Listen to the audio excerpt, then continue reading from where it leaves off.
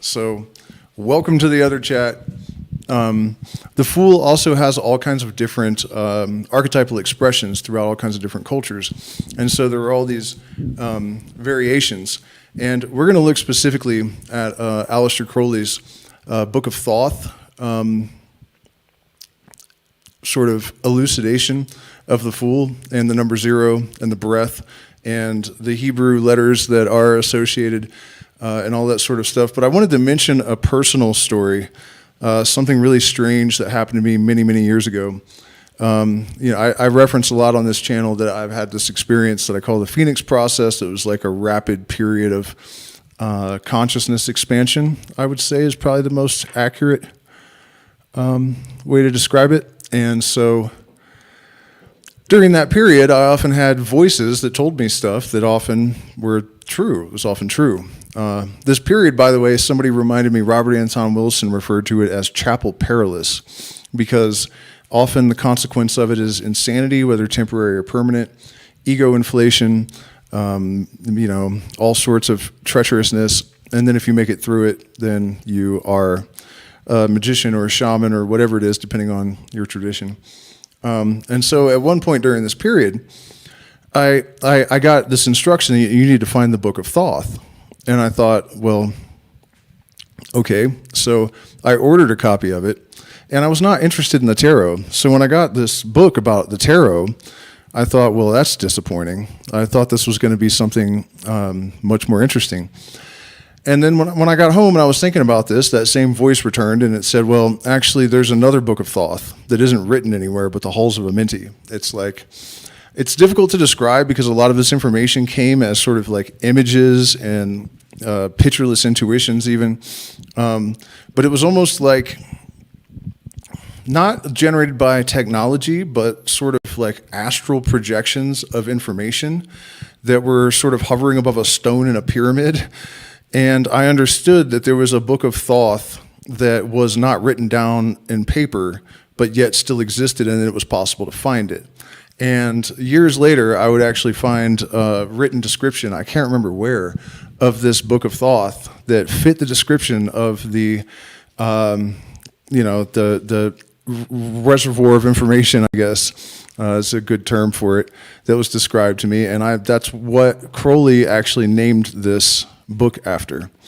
So one of the interesting things about the Fool archetype here is that he actually dedicated about 10 times as many pages to that particular archetype than all the rest of the trump cards, for good reason as well. There's a tremendous amount of symbolism, and also in this particular lineage of the Western occult, and also Buddhism, there's actually a lot of traditions that physics really, it all comes down to the number 0 as like the most fundamental thing in the universe. It's like this, I like the Pythagorean Illuminati's description that it's a dynamic nothingness, the universe. Zeros of different orders of magnitude and whatnot. And so the number of the Fool is actually 0. The card is attributed to the letter Aleph, which means an ox. But by its shape, the Hebrew letter, so it is said, represents a plowshare. Thus, the significance is primarily phallic. It is the first of the 3 mother letters, Aleph, Mem, and Shin, which correspond in various interwoven fashions with all the triads that occur in these cards, notably fire, water, air, father, mother, son, sulfur, salt, mercury, rajas, sattvas, and tamas.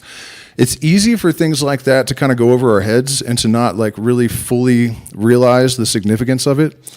But all of these different systems, these correspondences will come in the same order. And there's a reason for that, and it really reveals a very deep secret about the structure of the universe.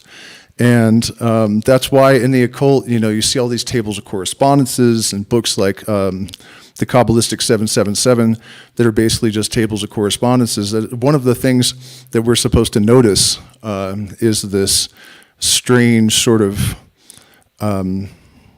congruency between all of these systems and ideas that, kind of like what I was saying about the pyramids in last night's stream, how the fact that the longitude is the same as the speed of light, despite the fact that the Egyptians didn't use miles per hour or longitude, but the mysteries that were, I don't want to say, let's say practiced there were basically a religion of light, which adds a whole nother layer of improbability to it. So there's some constant where there's a metric, and that's why our systems correspond. So the meaning was the same, obviously.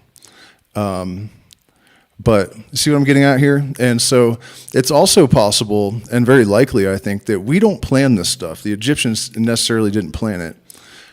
There's some greater order of symmetry that is an indication of an underlying higher consciousness that is integrated into the fabric of the universe. Some people might call it God, but personally, I think we need to move beyond those kind of terms and start thinking in like more subtle ways, because the level of sophistication of that kind of mind and that kind of idea, it's so far beyond the sort of infantile concept of a sky god and the sort of simplistic fairy tale religious conceptions of history. They don't fit anymore. We've gotten too big for that. Our ability to conceptualize and our sciences and the number of traditions that we can draw on from throughout history, you know what I mean? Our perception and understanding is definitely outgrowing these old modalities of thinking about this stuff. And so, by the way, don't forget to hit the like button, please, share, subscribe, join my Patreon, where we go through all sorts of stuff like this, Masonic degrees and whatnot. There's 5 years of material, and I'm demonetized and harassed a lot, so it's really helpful if you guys support me. There are also options in the chat for you to do so. And by the way, for you guys that are fans of the music, the guitar is getting repaired tomorrow. I can't even believe it. It's just such an amazing thing. As long as Western Union is back online. It's been offline for a week. So I'm like trapped here running out of food, and the only way I can get money is from Western Union, and there's only one in town, and it's offline. It's been that way for a week. So pray for me tonight that Western Union is open tomorrow and I can get out of here and get my guitar fixed. So anyways, the really important feature of this card, or you could say this archetype, is that its number should be 0. It represents, therefore, the negative above the tree of life, the source of all things. It is the Kabbalistic 0. It is the equation of the universe, the initial and final balance of the opposites. The initial and final balance of the opposites. This is one of the great secrets of the Western esoteric tradition. And these days it's called, in physics, quantum loop. And it's also something that I just had this vision of once. It showed me that this is how it works. It goes from nothing to sort of a lesser nothing, to a sort of something nothing, and then the process of creation starts rolling forward with the electromagnetic wave that the Bible called the Logos. And once all the possibilities are fulfilled, it has no choice but to reverse, and the light consumes itself. This is the real meaning of the Ouroboros. The universe collapses back into the singularity, and it starts over again. That's the idea anyways. And so, it's the alpha and the omega point. They're basically the same thing on a different order of magnitude. And this is the real function of zeros of different orders of magnitude that are talked about in mathematics, I think. That's what they're for, It's still pretty difficult to conceptualize, like, what is a zero of a different order? What is a bigger nothing? So basically mathematicians are they've had to quantize nothing in order to make certain kinds of mathematical equations work. So, welcome to the rabbit hole, guys. It is the equation of the universe, the initial and final balance of the opposites. Air in this card, therefore, quintessentially means a vacuum. In the medieval pack, the title of the card is La Motte, adapted from the Italian motto, the madman or fool. The proprietary of this title will be considered later, but there is another, or one might say a complementary theory. If one assumes that the tarot is of Egyptian origin, one may suppose that Mot, this card being the key card of the whole pack, really stands for Mot, the vulture goddess, who is an earlier and more sublime modification of the idea of Nuit than Isis.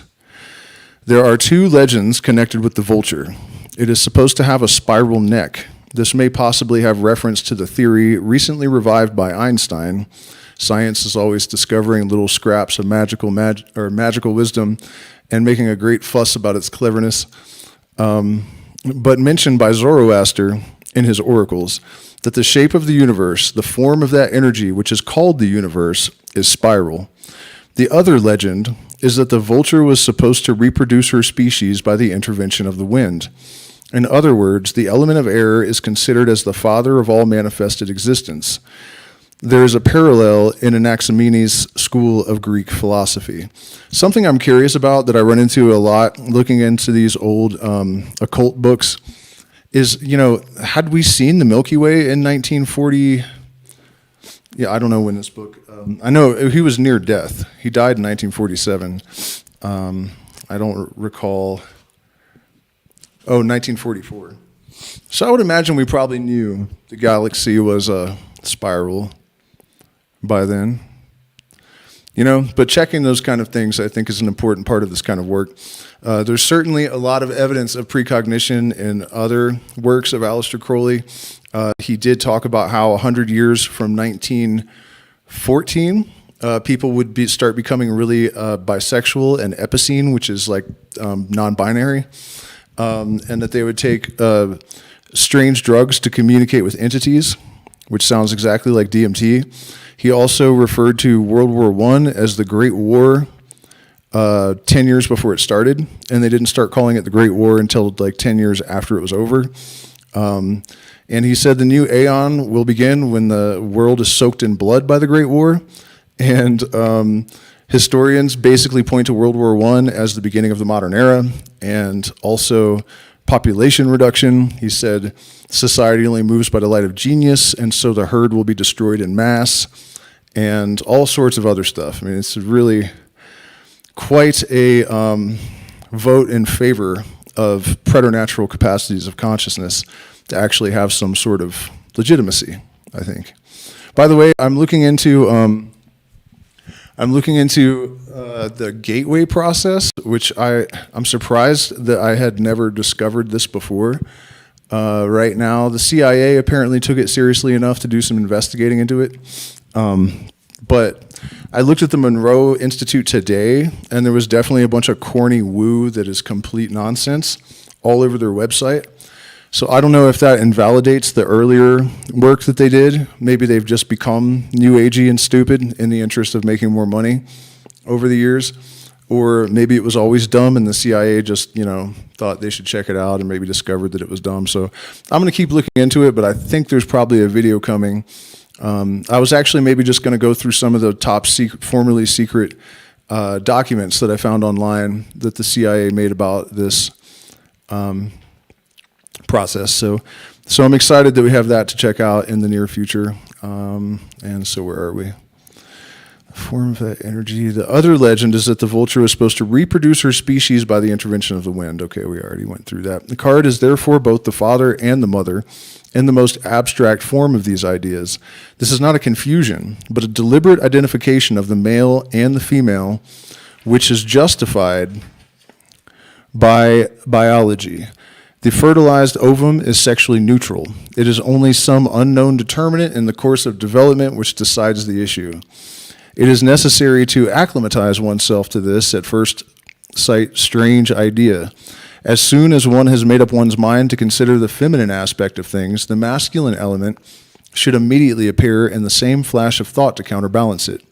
This identification is complete in itself, philosophically speaking. I think a mosquito just bit me on the inside of one of my eyelids, so having a bit of a problem all of a sudden. One must consider the question of the result of formulating 0 as +1 - 1. The result of doing so is to formulate the idea of tetragrammaton. Okay, so this is one of the problems with a lot of Aleister Crowley's writings for the neophyte. They're so densely technical that it's no wonder that this stuff hasn't really caught on with the New Agers and stuff that just want some easy, fluffy. There is so much information packed into those last few sentences that describe and explain and hint at some of the most profound knowledge that you can possibly extrapolate from the universe.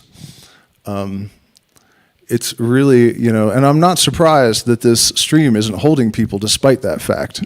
You have to have quite a bit of attainment and quite a bit of intelligence to process this stuff. And, it might be a little bit mean to poke fun at some of my audience that has bailed on us, but when I see it, it does get on my nerves, because I know that the antidote to a lot of the problems in the world is less intellectual laziness. I actually would, anyone that maybe they had other reasons, but if it was intellectual laziness, I would have no problem lining them up against a wall and shaming them in public for it. You know what I mean? It's like one of the great evils of modern civilization. So let's go back a little bit and try to unravel a little of this. So there was a hint about the ultimate nature of the universe, right? So it started out as this absolute nothingness.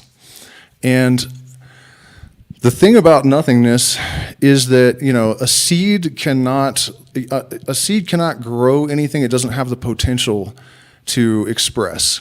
Here's another thing about quantum loop theory, right? To think about this in the Hermetic sense, or the shamanic sense or just in an illuminated sense, I would say, a seed was once a tree, because before the seed was created and dropped, the sapling came up, the seed, and that ultimately that seed was, part of the genetic material, part of the spirit, part of the reality of that tree. And so if you think about a universe of nothingness becoming something, it kind of implies that it was that before, because that's how seeds work. Do you understand what I mean? So the idea basically is that nothing can create anything that it doesn't contain in itself, right? If you want ducks, you have to have ducks. Generally, even if you want money, you have to have money to make more money, right? So basically, you can think about the glyph of zero. It has a line that if you were to just traverse it and just keep traversing it, it would go around forever. So there's infinity, and then there's nothingness in the center. So even the glyph of zero visually contains everything and nothing at the same time. And we know now that that's actually the structure of the physical universe, right? So taking that even a step further, mathematically, you can divide by zero and extract infinity from nothing. And so we have this ability to demonstrate this knowledge in numerous ways. And I don't know if you guys noticed, but as I'm talking about this zero and its function, there's it expresses this stuff in multiple different facets, right? And that's something I've noticed, that when you get close to the core things, the deep secrets of the universe, they always sort of exhibit, these knowledge in like layers. Even when people write like really profound poetry or music, there's a tendency for that layering to happen. And it's because it's of that core thing where everything is compressed into a single point of nothingness. And so the great, what is it called? The paradox, imbued in the process of creation from the very beginning, is embodied in Aleister Crowley's equation, 0 equals 2. Because there's never a 1. There's never a 1 in this process. It's the 0 and the 1 are the same thing. Because if you have nothingness and you have a thing, if you have space and a thing, you have two things. So 0 equals 2. So it went from nothing to 2. Because once that one soul divided for the sake of union, it was, from 0 to 2. And so the male and the female were contained in this original thing, androgynous, and then divided into two separate entities. And there's something else there that just escaped my brain.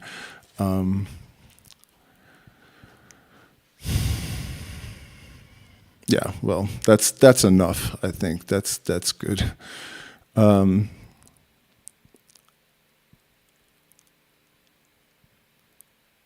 Yeah, so the only possible unity is none. That's, the word none is even the word one with a negation, an in. And so the formula of the tetragrammaton, how did this become, a multitude of things now, basically? It is explained in this essay that the whole of the tarot is based upon the tree of life. Oh, that's what I was going to say. So the Fool and the one, so the 0 and the 1 card, are almost identical. You'll notice, I'll probably read that too, that Crowley actually only devoted like 1 or 2 paragraphs to the magician or the juggler, because the distinction is almost nothing.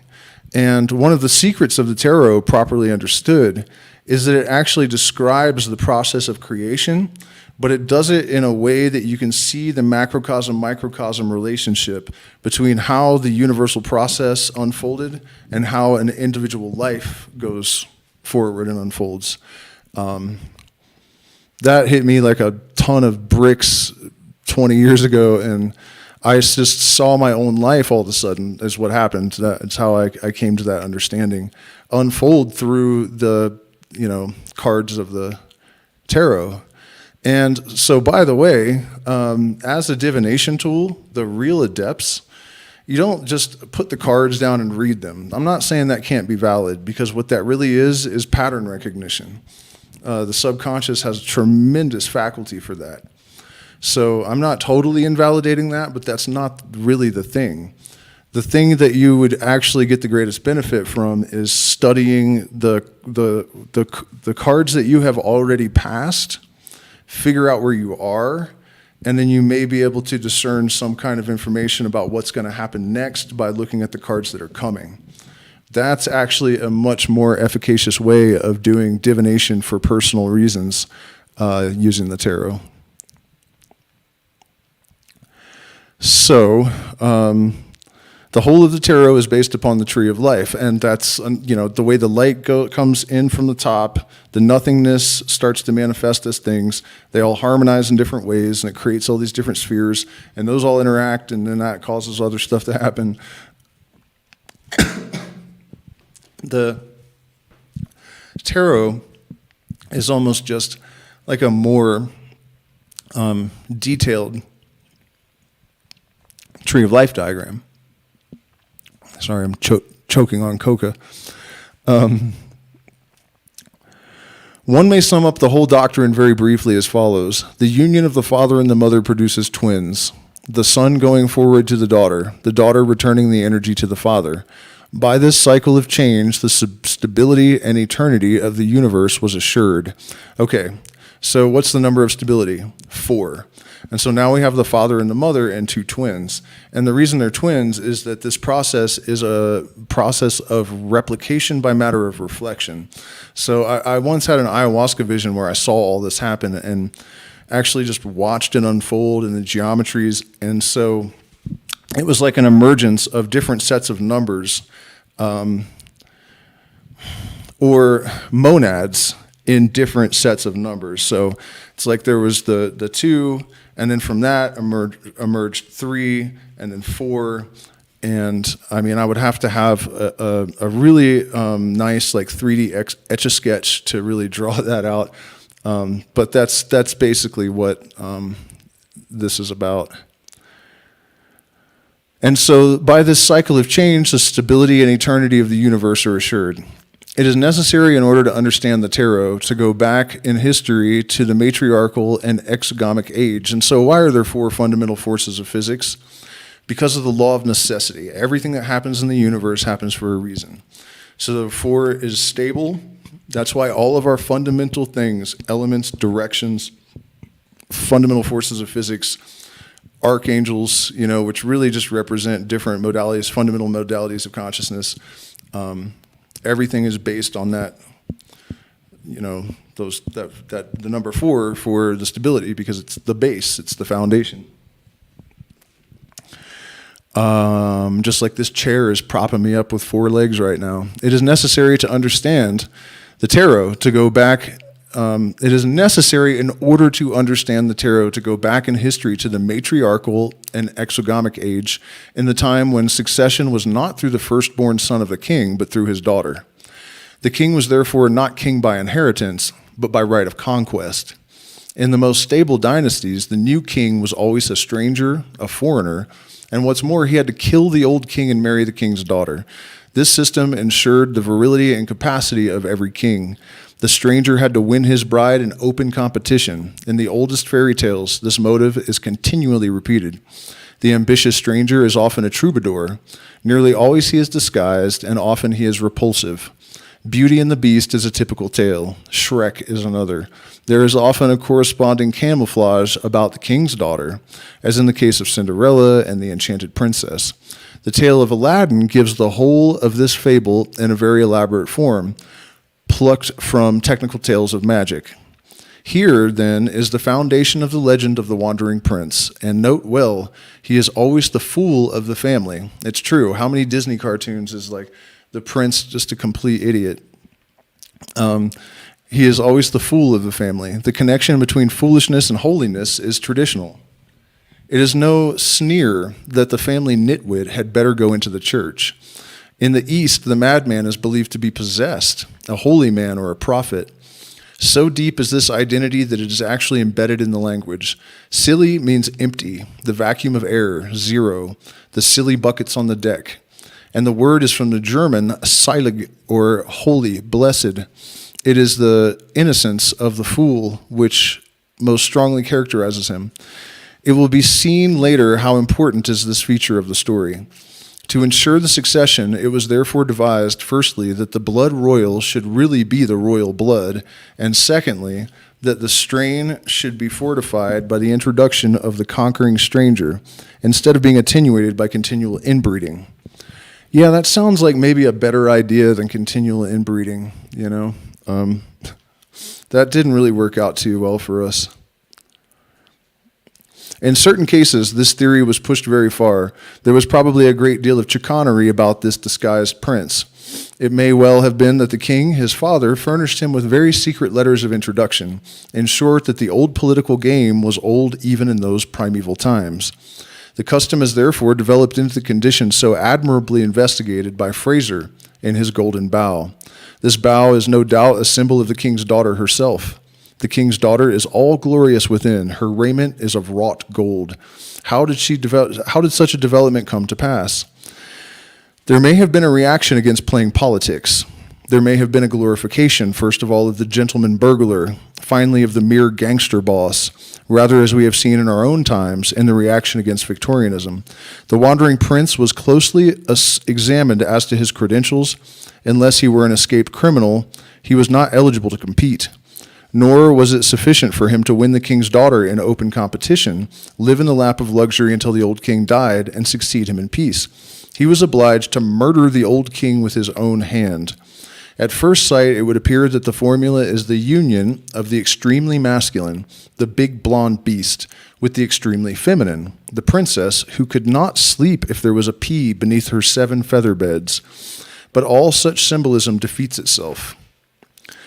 The soft becomes the hard, the rough the smooth. The deeper one goes into the formula, the closer becomes the identification of the opposites.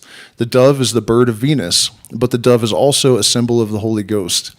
That is, of the phallus in its most sublimated form. There is therefore no reason for surprise in observing the identification of the father with the mother. Naturally, when ideas so sublime become vulgarized, they fail to exhibit the symbol with lucidity. The great Hierophant, confronted with a thoroughly ambiguous symbol, is compelled, just because of his office as Hierophant, that is, one who manifests the mystery, to diminish the message to the dog. This he must do by exhibiting a symbol of the second order, a symbol suited to the intelligence of the second order of initiates. This symbol, instead of being universal and thus being ordinary expression, must be further adapted to the intellectual capacity of the particular set of people whom it is the business of the Hierophant to initiate. Such truth accordingly appears to the vulgar as fable, parable, legend, and even creed. And the difficulty in all of this is that the common person, what's going on in luminostic life, tends to take these fables literally. I think this has probably been the case all throughout history, that the deeper meanings are kind of lost on the common person. And then the details of the myth become a sort of point of contention and even fodder for cannons. But of course, you guys are all well aware of all that. In the case of this comprehensive symbol of the fool, there are within actual knowledge several quite distinct traditions, very clear and historically very important. They must be considered separately in order to understand the single doctrine from which all sprang. The Green Man of the Spring Festival, April Fool, the Holy Ghost. This tradition represents the original idea adapted to the understanding of the average peasant. The Green Man is a personification of the mysterious influence that produces the phenomena of spring. It is hard to say why it should be so, but it is. There is a connection with the idea of irresponsibility, of wantonness, of idealization, of romance, and starry dreaming. The fool stirs within us all at the return of spring, and because we are a little bewildered, a little embarrassed, it has been thought a salutary custom to externalize the subconscious impulse by ceremonial means. It was a way of making confession easy and controlling folly. And so there's a little clue to the real cost of having abandoned cultural ritual, basically. Of all these festivals, it may be said that they are representations in the simplest form, without introspection, of a perfectly natural phenomena. In particular are to be noted the custom of the Easter egg and the poisson d'avril. The savior fish is discussed elsewhere in this essay. The possession of the equinoxes has made spring begin with the entry of the sun into Aries the ram instead of Pisces the fishes, as was the case in the earliest times recorded. And in case you haven't sort of, grasped this aspect, one of the things that is implied here is that the precession of the seasons is really predicated upon a deeper energetic process that was the original process of creation. And so when we synchronize ourselves, which happens intuitively and naturally, but when we do it deliberately, we're not just bringing ourselves into congruence or conformity with the energetic state of nature at the time. There is a much deeper and more fundamental connection that is maintained, and that's why there are holidays and rituals and celebrations on these equinoxes and at these precise moments when these changes are, most pronounced. And so, the great fool of the Celts, there is a considerable advance on these purely naturalistic phenomena above described. And the great fool is a definite doctrine. The world is always looking for a savior, and the doctrine in question is philosophically more than a doctrine. It is a plain fact. Salvation, whatever that means, is not to be obtained on any reasonable terms. Reason is an impasse. Reason is damnation. Madness, divine madness, offers an issue. The law of the Lord Chancellor will not serve. The lawgiver may be an epileptic camel driver like Muhammad, a megalomaniac provincial upstart like Napoleon, or even an exile, 3 parts learned, 1 part crazy attic dweller in Soho like Karl Marx. Oh, this upper crust Victorian humor, right? There is only one thing in common among such persons. They were all mad, that is, inspired.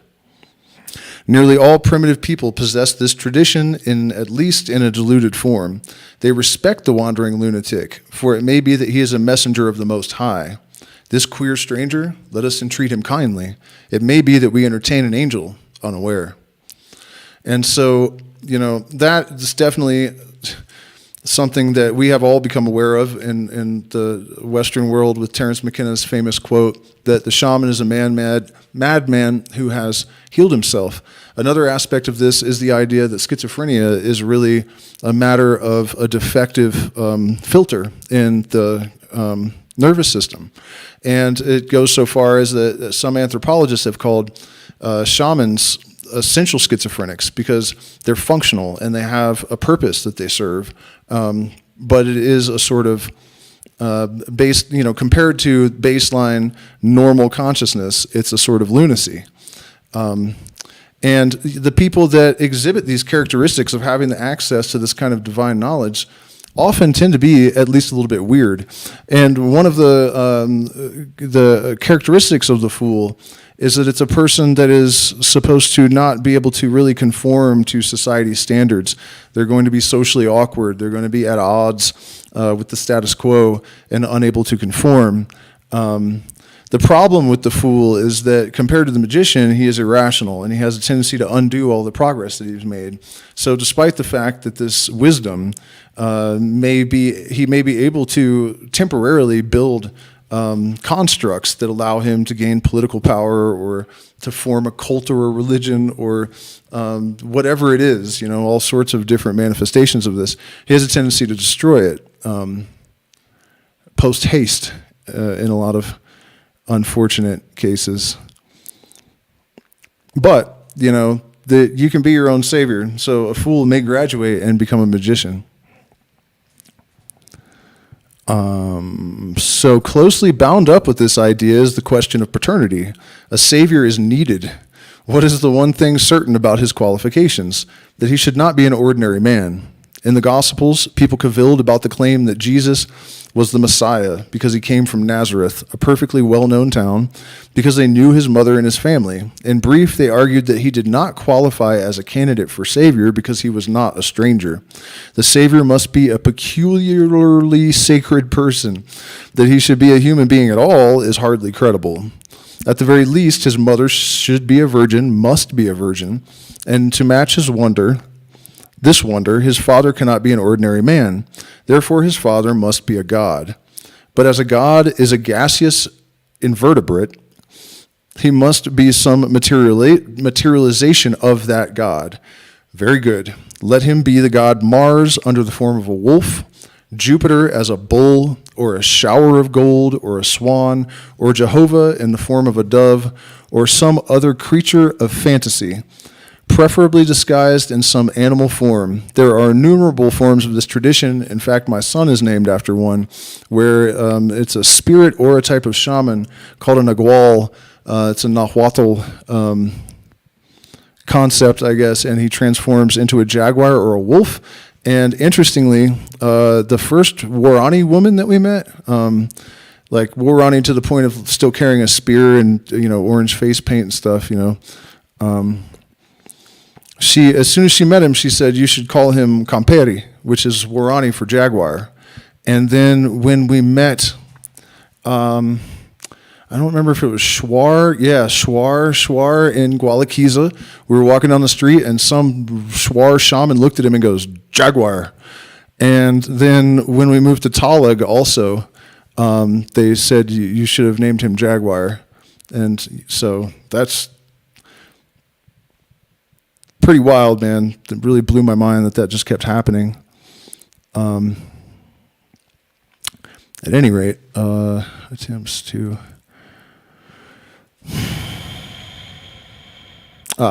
There are innumerable forms of this tradition, but they all agree on one point. The Savior can only appear as the result of some extraordinary accident, quite contrary to whatever is normal. The slightest suggestion of anything reasonable in this matter would destroy the whole argument. But as one must obtain some concrete picture, the general solution is to represent the Savior as the fool. Attempts to attain this condition appear in the Bible. Note the coat of many colors of Joseph and of Jesus. It is the man in motley who brings his people out of bondage. Call him Harlequin, and a tetragrammaton eventually burlesquing the sacred family springs into sight. Pantaloon, the aged Pantaloon, the aged antique, clown, and harlequin, two aspects of the fool, the Columbine and the virgin.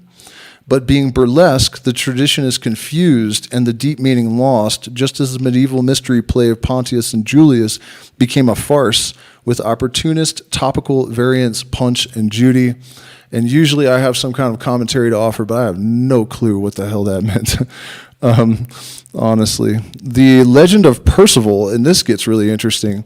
Merlin, I don't know if it talks about that here, but it absolutely blew my mind to find out that Merlin, the legend of Merlin, he was supposed to have arisen from hell. He was born in hell, and he was an antichrist, because there's this succession of magicians in this lineage that all have at least had at some point in their existence the idea that they're the Antichrist. And it does not mean that it's some evil person that is here to destroy the world and wreck humanity at all. In fact, it's quite the opposite. It's a liberation from a grand deception. But that's a tale for another time. But so Parsifal, integral of the mystery of the Savior fish god and the Sangral, or Holy Grail, is of disputed origin, this legend. It appears certainly, first of all, in Brittany, the land between beloved of magic, the land best beloved of magic, the land of Merlin, of the Druids, of the forest of Broceliand. Some scholars suppose that the Welsh form of this tradition, which lends much of its importance and its beauty to the cycle of King Arthur, is even earlier. This is in this place irrelevant, but it is vital to realize that the legend, like that of the fool, is purely pagan in origin and comes to us through Latin Christian recensions. There is no trace of any such matters in the Nordic mythologies. Percival and Galahad were innocent. This is a condition of the guardianship of the Grail. Note also that Montsalvat, mountain of salvation, home of the Graal, the fortress of the knights' guardians, is in the Pyrenees. It may be best to introduce the figure of Parsifal in this place because he represents the Western form of the tradition of the fool, and because his legend has been highly elaborated by scholarly initiates. The dramatic setting of Wagner's Parsifal was arranged by the then head of the OTO. Parsifal in this first phase is der rein Thor, the pure fool. His first act is to shoot a sacred swan. It is the wantonness of innocence.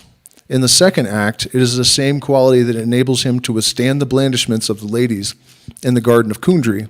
Klingzor, the evil magician, who thought to fulfill the conditions of life by self-mutilation, seeing his empire threatened, hurls a sacred lance, which he has stolen from the mountain of salvation, at Parsifal.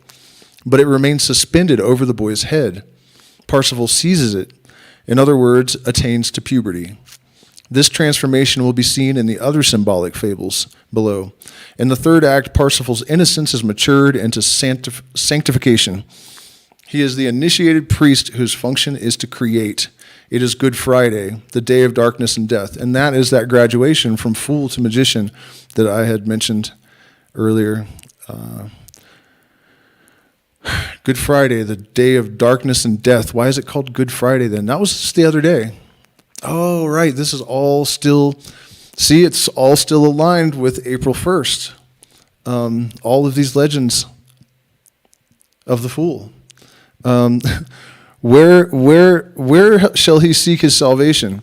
Where is Montsalvat, the mountain of salvation, which he has sought so long in vain? He worships the lance. Immediately, the way so long closed to him is open. The scenery revolves rapidly. There is no need for him to move. He has arrived at the temple of the Graal.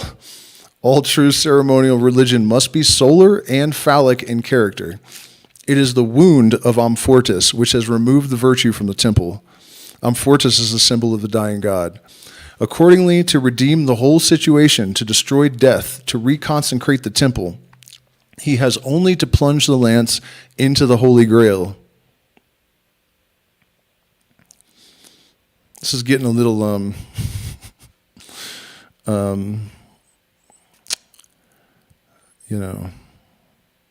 plunging lances into grails and stuff. He redeems not only Kundry, but himself. This is a doctrine only appreciable in its fullness by members of the sovereign sanctuary of the Gnosis of the 9th degree of OTO, which is a butt sex joke, in case you guys are unaware. The crocodile, the same doctrine of maximum innocence developing into maximum fertility, is found in ancient Egypt in the symbolism of the crocodile god Sebic. The tradition is that the crocodile was unprovided with the means of perpetuating his species. Compare what is said above about the vulture Mott. So we have the same sort of legend in a different animal. Not in spite of, but because of this, he was the symbol of the maximum of creative energy. Freud, as will be seen later, explains this apparent antithesis. Jeez, man, this is a long one. Oh, wow. It's like really, really... No, I don't know. We got like 5 more pages or something. Once again, the animal kingdom is invoked to fulfill the function of fathering the Redeemer.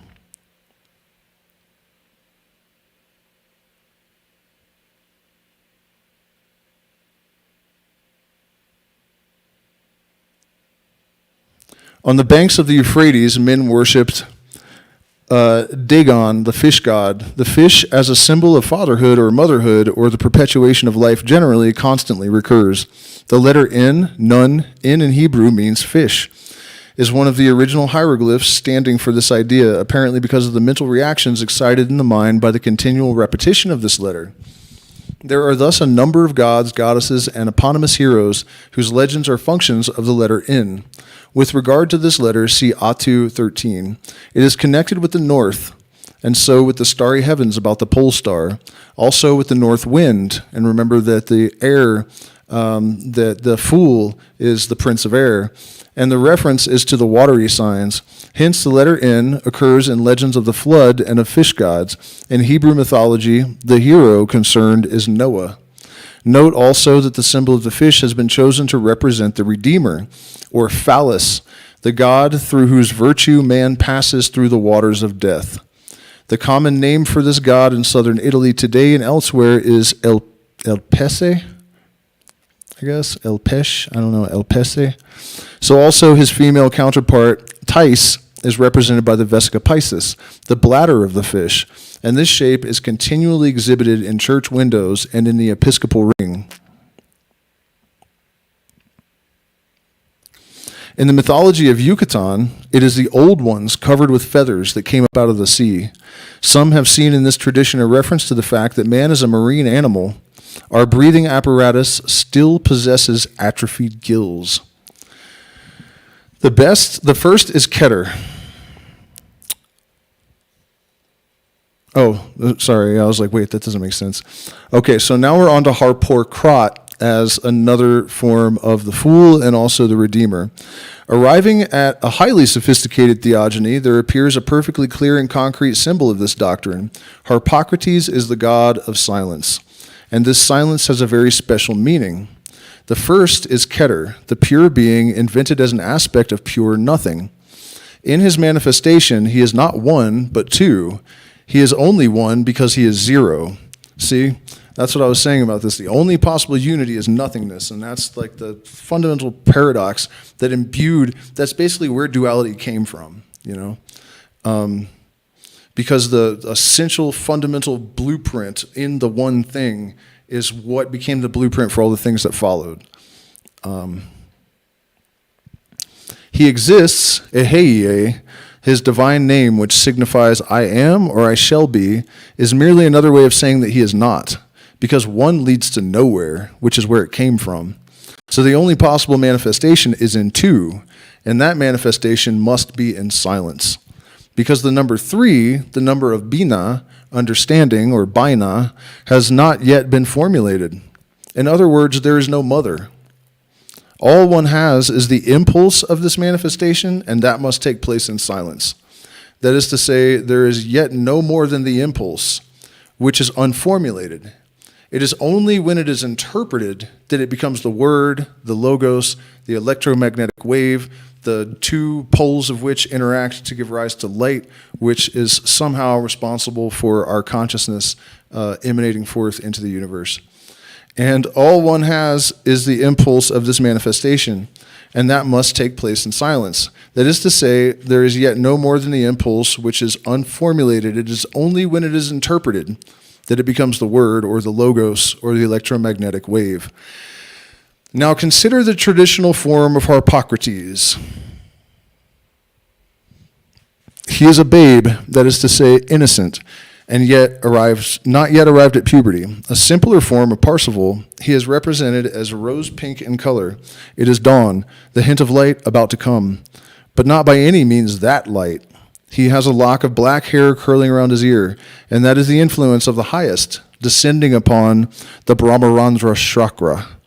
The ear is the vehicle of Akasha, spirit. This is the only salient symbol.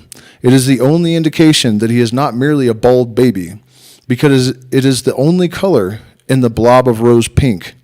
But on the other hand, his thumb is either against his lower lip or in his mouth. Which it is, one cannot tell. There is here a quarrel between two schools of thought. If he is pushing up his lower lip, he emphasizes silence as silence. If his thumb is in his mouth, it emphasizes the doctrine of eheye in the form of I shall be. Yet in the end, these doctrines are identical. Now, why is this single lock of black hair the only color other than the consistent pink of this white that is now contaminated with an impulse that we could call love, hence the pink color?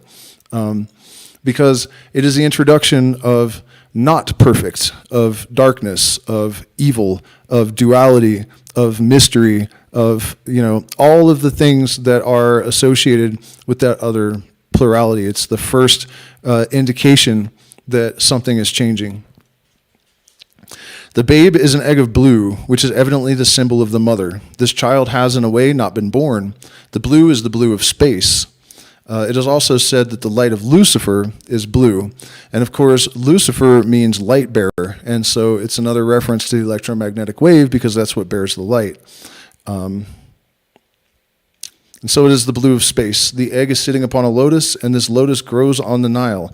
Actually, interestingly, the Diabolus in Musica, which was the tritone, which is a flat 5, which makes the 5-note pentatonic scale a 6-note scale, which is a number associated with the devil. And if you add an octave to it, it becomes a 13th, which is another number associated with the devil.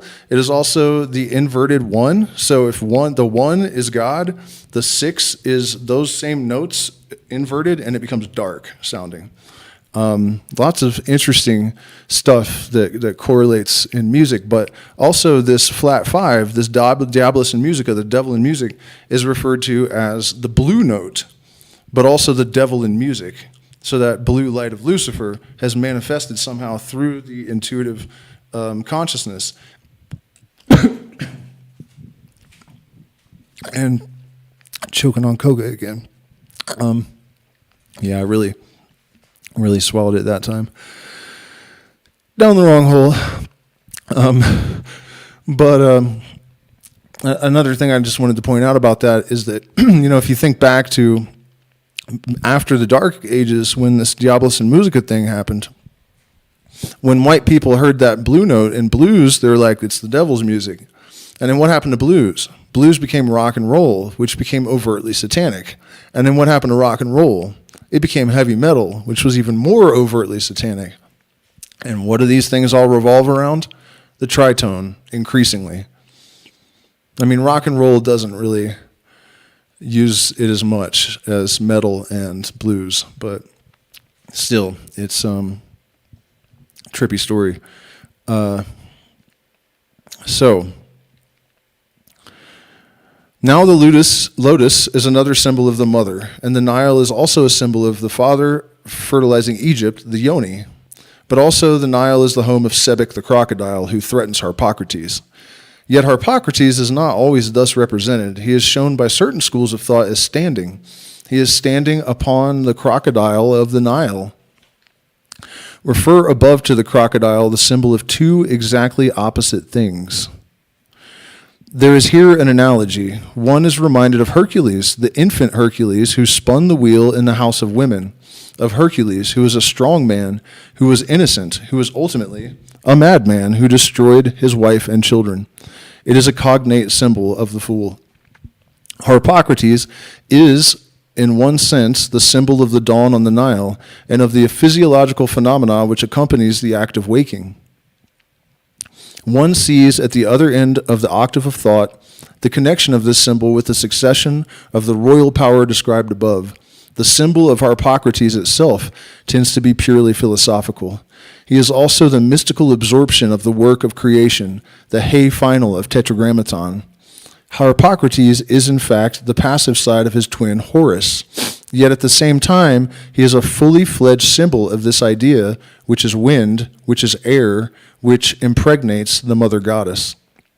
He is immune from all attack because of his innocence, for in this innocence is perfect silence, which is the essence of virility.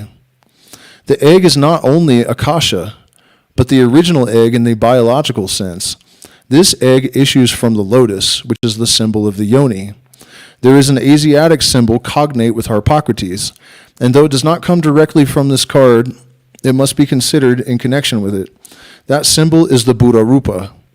It is most frequently represented sitting on a lotus, and often there is behind him spread the hood of a serpent. The shape of this hood is again the yoni. Note the usual ornaments of this hood, phallic and fructiform. The crocodile of the Nile is called Sebic, or Mako the Devourer. In the official rituals, the idea is usually that of the fisherman who wishes protection from the assaults of his totem animal. There is, however, an identity between the creator and the destroyer. In Indian mythology, Shiva fulfills both functions. In Greek mythology, the god Pan is addressed Pomphage, Pongenitor, all devourer, all begetter. Note that the numerical value of the word Pan is 131, as is that of Samael, the Hebrew destroying angel. So also in the initiated symbolism, the act of devouring is the equivalent of initiation. As the mystic would say, my soul is swallowed up in God. Compare the symbolism of Noah and the ark, or Jonah and the whale, and many others. The black egg of the element of spirit in some Hindu schools of thought, from it the other elements, air, water, earth, fire, in that order proceed. That was a note. The egg is not only akasha. Okay, so he's saying in addition to the blue egg, there is also a black egg from another system that sort of functions in the same way. One must constantly keep in mind the bivalence of every symbol, so the dual nature of every symbol. Insistence upon either one or the other of the contradictory attributions inherent in a symbol is simply a mark of spiritual incapacity. Insistence upon either one or other of the contradictory attributions inherent in a symbol is simply a mark of spiritual incapacity, and it is constantly happening because of prejudice. And this is something that I constantly rail against in the form of the New Age love and light, and people that have this idea that you cannot allow any focus on anything negative. In fact, someone who I won't name that's pretty close to me, because she has chosen to ignore all of the evils in the world and whatnot, got herself into a situation where somebody was exhibiting all sorts of terrifying psychological traits.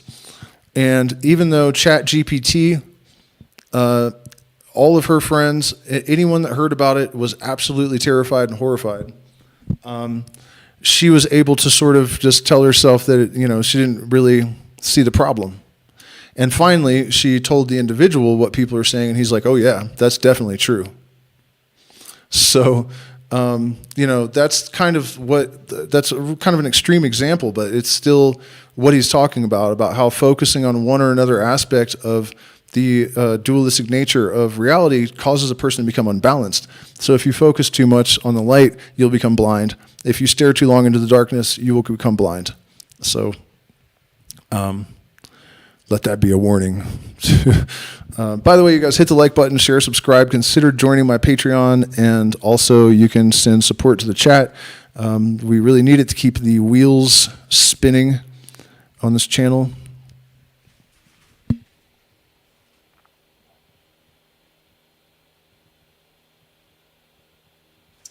What's up, Neil? Devil went down to Georgia. He was looking for Soul to Seal. I'm not sure what all that's about. Okay, so where are we at with this? It's pretty good stuff, right? Oh, right. It is the simplest test of initiation that every symbol is understood instinctively to contain this contradictory meaning in itself.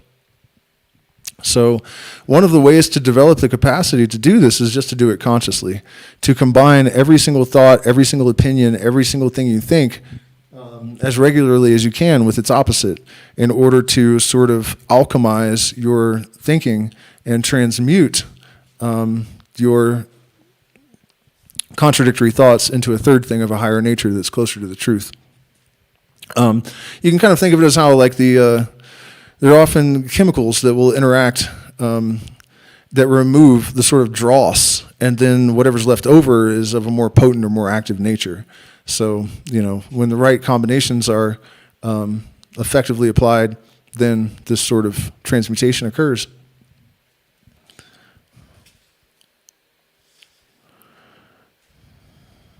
It is the simplest test of initiation, right? Mark well this passage in the vision of the voice. It is shown to me that this heart is the heart that rejoices, and the serpent is the serpent of Da'at, which is the 11th Sephirot that is often not drawn on the tree of life. It's like just kind of known that it's there, and it's like knowledge of this world. For herein all the symbols are interchangeable, for each one contains in itself its own opposite. And this is the great mystery of the supernals that are beyond the abyss. For below the abyss, contradiction is division, but above the abyss, contradiction is unity. And there would be nothing true except by virtue of the contradiction that is contained in itself. It is characteristic of all high spiritual vision that the formulation of any idea is immediately destroyed or canceled out by the arising of the contradictory. Hegel and Nietzsche had glimmerings of the idea, but it is described very fully and simply in the Book of Wisdom or Folly. This point about the crocodile is very important because many of the traditional forms of the fool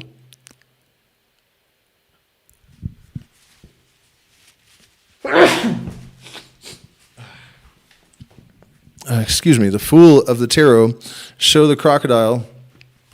Definitely. In the commonplace interpretation of the card, the scholiasts say that the picture is that of a gay, careless youth with a sack full of follies and illusions, dancing along the edge of a precipice, unaware that a tiger chases him and a crocodile awaits him below.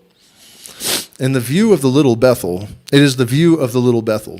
But to initiates, this crocodile helps to determine the spiritual meaning of the card as the return to the original Kabbalistic zero. It is the hey final process in the magical formula of Tetragrammaton. By a flick of the wrist, she can be transmuted to reappear as the original Yod and repeat the whole process from the beginning.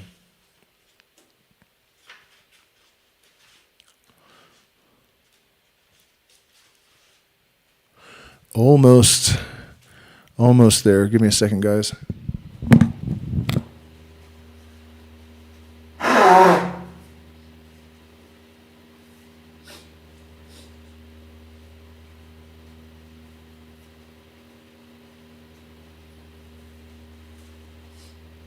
It's wild. Some of that coca that I inhaled ended up in my nasal cavity somehow.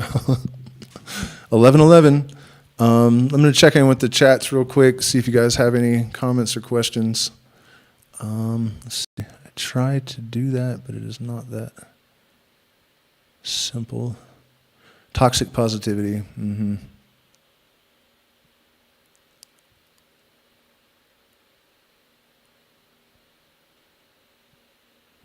No, it just it posts. You don't have to worry. I don't have to reload it. I like Norwegian black metal too. Please do insert cash or select payment type.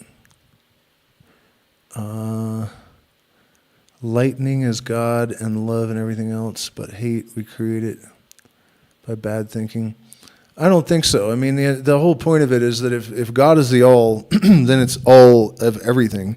And that whole distinction that you're making there between, you're focusing on one side of a symbol and acting like the other part of it is like somehow not part of the thing that is everything.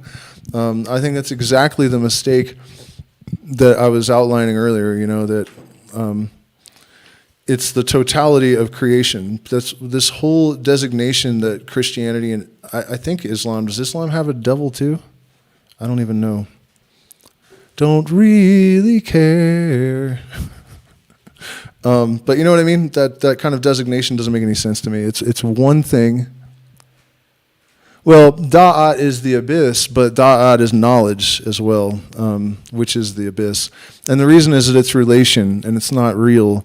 And so it's sort of, if there is an archangel that governs da'at, it is Karanzan, the demon of confusion. Maybe the only demon that exists on the, there's the clip-out tree of life, and then there's the other tree of life, the regular, the divine one or whatever. My favorite black metal band is probably still Cradle of Filth. I mean, it kind of dates me, but that song, Cruelty Brought the Orchids, I listen to that on ayahuasca all the time. It's fucking amazing. You'll bet you won't ever hear that sentence again. Oh, man. My ceremonies can be a little different, a little different. So we're really getting into some interesting stuff still, though. It's wild, man. It's just really wild how Crowley was just such a beast. The innocence virility formula is again suggested by the introduction of the crocodile, for that was one of the biological superstitions on which they founded the theogony, that the crocodile, like the vulture, had some mysterious method of reproduction. Zeus Arenothelus. In dealing with Zeus, one is immediately confronted with this deliberate confusion of the masculine and the feminine. In the Greek and Latin traditions, the same thing happens. Dionysus and Diana are twins and lovers. As soon as one utters the feminine, it leads on to the identification with the masculine and vice versa. As must be the case in view of the biological facts of nature, it is only in Zeus Arenothelus that one gets the true hermaphroditic nature of the symbol in unified form. This is a very important fact, especially for the present purpose, because images of this god recur again and again in alchemy. It is hardly possible to describe this lucidly. The idea pertains to a faculty of the mind which is above the abyss. But all two-headed eagles with symbols clustering about them are indications of this idea.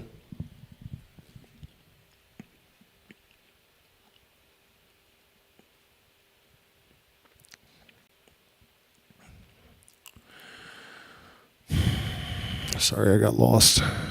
Zeus is above the abyss. The ultimate sense seems to be that the original God is both male and female, which is, of course, the essential doctrine of the Kabbalah, and the thing most difficult to understand about the later debased Old Testament tradition. It was a tribal necessity of these savage wanderers to have an uncivilized and simple demiurgos for a god. The complexities and refinements of settled civilized nations were to them weakness. Observe that the moment they got a promised land and a temple under Solomon, he went whoring about after strange women and gods. This infuriated the diehard prophets and led within a few years to the breach between Judah and Israel, thence to the whole sequence of disasters that followed. And so the most difficult thing to understand about the later debased Old Testament tradition is that it represents tetragrammaton as masculine in spite of the two feminine components. And so let's break this whole shit down plain. In the, I guess, Hebrew theogony, Jehovah is not a name. The name is tetragrammaton, and it's not the name of God either. It is a 4 letters that are used to conceal the unspeakable name of God, lest you should accidentally speak it and destroy the universe. And so the Shekinah is the feminine aspect of God. The Elohim were maybe a group of men and women So there are all these different, like Yod He, Vov He, Eloha, Veda'at, and all of these different, Adonai Haaretz. There's so many different names of God, and the reason the Jews did that is that it was such a big idea, as I was saying earlier, that this simple conception of some male sky god sitting around, doing whatever he does up there. It's, even the Jews were 2,000 years ago were well beyond that kind of conception. It was really the church and the people that came after that sort of reduced it to this like ridiculous bullshit. The Old Testament's actually in its original form is far more sophisticated, and Hebrew is an extremely difficult language. So I can only imagine if the original translators probably were pulling their fucking hair out. I mean, it could even be that it wasn't so much a matter of malice or malintent, that they just were like, no, man, let's just break this whole shit down, plain simplify it. It's just too much to try to convey this the way it's actually written. And so.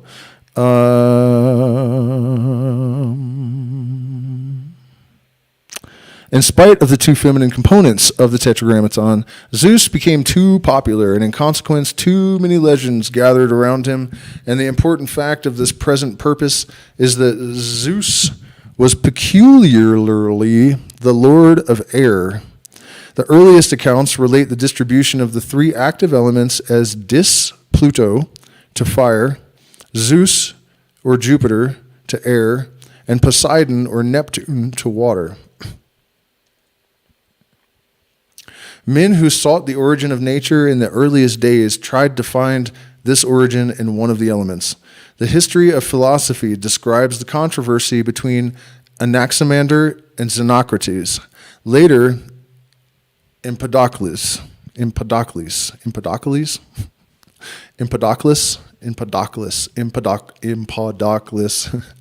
It may be that the original authors of the tarot were trying to promulgate the doctrine that the origin of everything was air. Yet if this were so, it would upset the whole tarot as we know it, since the order of origin makes fire the first father. It is air as zero that reconciles the anatomy. And, you don't have lightning without moisture. And you don't have lightning without an impulse. And so it's sort of a illustration of the androgynous nature of the deity that, just to make Zeus the throwing bolts of lightning around. Because that capacity requires masculine and feminine interaction. And nothing can create anything that it does not have within its nature, that it doesn't contain within itself. So, yet if this were so, it would upset the whole tarot as we know it, since the order of origin makes fire the first father. It is air as zero that reconciles the antinomy. Dionysus and Diana, it is true, were symbols of the air. And the Sanskrit Vedas say that the storm gods were the original gods. Yet if the storm gods really presided over the formation of the universe as we know it, they were certainly storms of fire. To this, astronomers agree. But this theory certainly implies an identification of air and fire, and it seems as if they were thought of as before light. That is, the sun, before creative energy. That is the phallus, and this idea continually suggests itself, that there is here some doctrine contrary to our own most reasonable doctrine, one in which the original confusion of the elements, the tohu bohu, or tohu bohu, is to be put forth as the cause of order, instead of as a plastic mass on which order imposes itself. That's a very twisty-turny, convoluted way of saying that it is. One day I was driving around in Colorado in a rental car that I really loved. I had it forever, too. I don't remember why. I think I got hit by like a big truck, and the insurance company gave me a car the whole time that they were trying to figure out what to do. Like that's relevant for some reason. But yeah, I called it my Blueberry because it was like a 4-wheel drive like a all-wheel drive little like blue round thing. And anyways, I was driving around in that thing, and I had this thought that God is the organizing principle. And in philosophy, the organizing principle is like the central idea that sort of like ties everything together.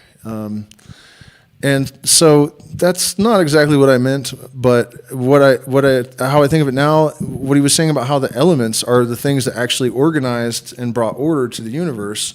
The oscillation of the electromagnetic wave is symmetrical, and it also has two poles. And so the imposition of order was conferred upon the chaotic primordial soup by this symmetry. And so that's pretty sure what he was describing there. That also is connected to the idea of the fire, the element of fire, that he was describing as the first like manifestation of elements. Why do I keep blurring out? So no system truly Kabbalistic makes air in the conventional sense the original element, though Akasha is the egg of spirit, the black or dark blue egg. This suggests a form of Harpocrates. In that case, by error, one really means spirit. However this may be, the actual symbol is perfectly clear and should be applied to its proper place. So, air is not spirit. Spirit is light. The fifth element is light. It's not fire. It's not water. It's not air. It's not earth. It's the quintessence. And so, that idea that air is spirit definitely doesn't fly with me. And then we are on to Dionysus and Bacchus. I didn't know that these gods had first and last names, Dionysus Zagreus and Bacchus Diffuse. It is convenient to treat the two gods as one, Dionysus and Bacchus. I had always thought they were, really. Zagreus is only important to the present purpose because he possesses horns, and because in the Eleusinian mysteries it is said that he was torn to pieces by the Titans, but Athena rescued his heart. Thank you, Athena. Rescued his heart and carried it to his father Zeus. His mother was Demeter. He is thus the fruit of the marriage of heaven and earth. This identifies him with the vow of Tetragrammaton, but the legends of his death refer to initiation, which accords with the doctrine of the devourer. And so for those of you that might not be well versed in Tetragrammaton theory, YHVH Yod He Vav He, does not spell Jehovah. You're not supposed to try to say it. That's why 4-letter words are cursed. Because if you say the Tetragrammaton, you actually pronounce it correctly, you destroy the universe. And so Yod He Vav He, they are all an element, and they are also the king, the queen, the prince, and the princess. And there are all these different permutations, and there's a lot that comes. It seems like a silly little 4-letter word. Love is also a 4-letter word, according to Bob Dylan. But so I'll tell you something trippy, though, about this. The Hebrew language, remember way earlier in the stream, man, I got to get up early, too. We're almost done. Pay me, damn it. At least hit the like button, share, subscribe, but you should definitely pay me, too. It's really great to survive and stuff. So the Tetragrammaton, 4 letters, right? And I was saying that when things are close to the central secret, they tend to have layers of meaning. Like the glyph of 0 has a line that goes around for infinity, but then it has nothingness in the inside, so everything and nothing is even in the symbol. And then you can also divide by 0 and get infinity, so you can mathematically derive infinity from nothingness. And so your success is your proof. You know what I mean? This is like, with real spiritual knowledge, you can actually show people it does stuff. You know what I mean? It's not like faith where you're just like, the name of God is X, Y, and Z, and that's just because I think so, derp. Not trying to put down other people's spiritual traditions, but religions aren't spiritual traditions. They're literally donkey shit that should be lit on fire and then stomped out into the ground. So what was I saying about this? Okay, so Hebrew has 3 layers of meaning at every letter: the number, the picture, and the sound. And so some of them have more because you can put a dot on it, or if it's at the end of a word, it has another numerical value. Really complicated stuff. And so back to the tetragrammaton is the 4 elements. And so the letter shin is spiritual fire. It's not normal fire. It's like elemental fire. And if you take that and you drop it down into the center of the tetragrammaton and you speak the word, it's Yoshua, or Savior. So the matter is redeemed by this spiritual light, right? So no one could have planned that, you know what I mean? And Hebrew does that kind of thing a lot. So there's a reason we use Hebrew letters and also Greek a lot, but more because it's dead. Not dead, but Latin, Greek, and Hebrew, but Hebrew primarily because it's alive, basically. This is funny, one language because it's dead, and the other language because it's alive, and it's all about combining opposites. At any rate, so we are talking about, this identifies him as the vow of tetragrammaton, but the legends of his death refer to initiation, which accords with the doctrine of the devourer. And so we're talking about Zeus again. In this card, however, the traditional form is much more clearly expressive of Bacchus diffuse, I guess, or dipuis. I don't know how to say it. Probably Diphues, diffuse. There, we'll say that. Who represents a more superficial form of worship. The ecstasy characteristic of the god is more magical than mystical. The latter demands the name Iacchus, whereas Bacchus had Semele for a mother, who was visited by Zeus in the form of a flash of lightning, which destroyed her. Well, that was nice of him. But she was already pregnant by him, and Zeus saved the child. Until puberty, he was hidden in the thigh or the phallus of Zeus. Hera, in revenge for her husband's infidelity with Semele, drove the boy mad. Man, these people are fucked up. This is the direct connection with the card. The legend of Bacchus is, first of all, that he was diffuse. Double-natured, so diffuse. There we go. I get it. This appears to mean more bisexual than hermaphroditic. His madness is also a phase of his intoxication, for he is preeminently the god of the vine. He goes dancing through Asia, surrounded by various companions, all insane with enthusiasm. They carry staffs headed with pine cones, third eyes, and entwined with ivy. They also clash cymbals. In some legends are furnished with swords or twined about with serpents, as in the caduceus. All the half-gods of the forest are the male companions of the Maenad women. In his pictures, his drunken face and the languid state of his lingam connect him with the legend already mentioned about the crocodile. His constant attendant is the tiger, and in all the best extant examples of the card, the tiger or panther is represented as jumping upon him from behind, while the crocodile is ready to devour him in front.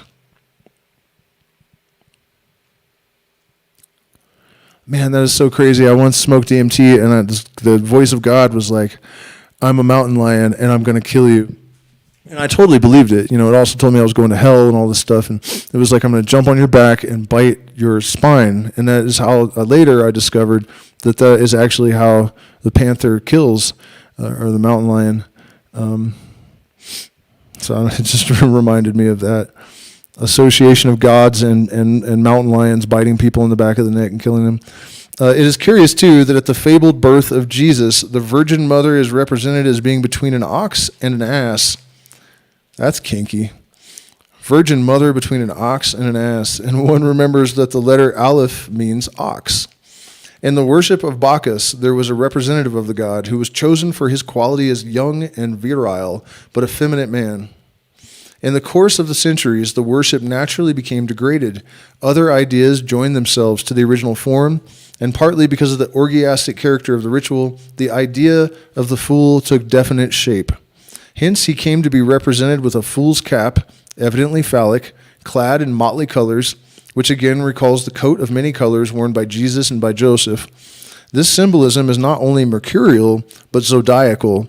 Joseph and Jesus, with 12 brothers or 12 disciples, equally represent the sun in the midst of the 12 signs.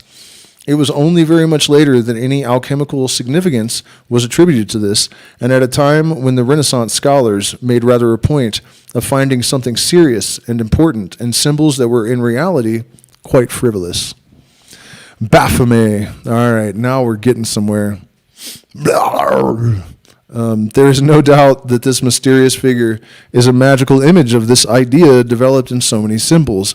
Its pictorial correspondence is most easily seen in the figures of Zeus, Arenathelus, and Babylon, and in the extraordinarily obscene representations of the Virgin Mother, which are found among the remains of early Christian iconology.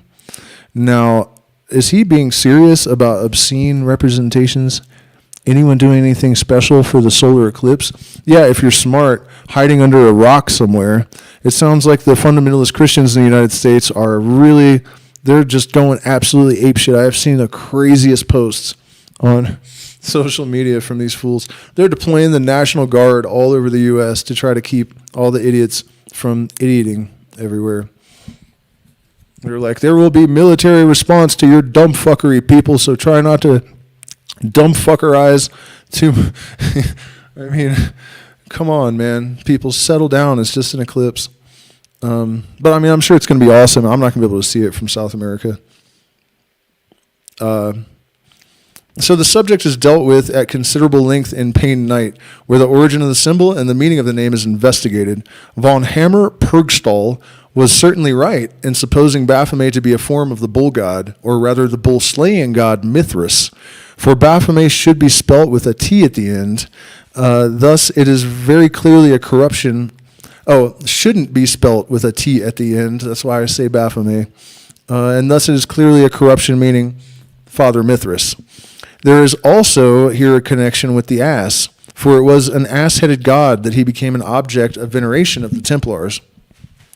The early Christians were also accused of worshiping an ass, I'll say, or ass-headed god, and this again is connected with the wild ass of the wilderness, the god Set, identified with Saturn and with Satan.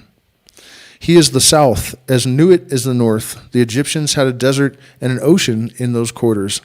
Summary.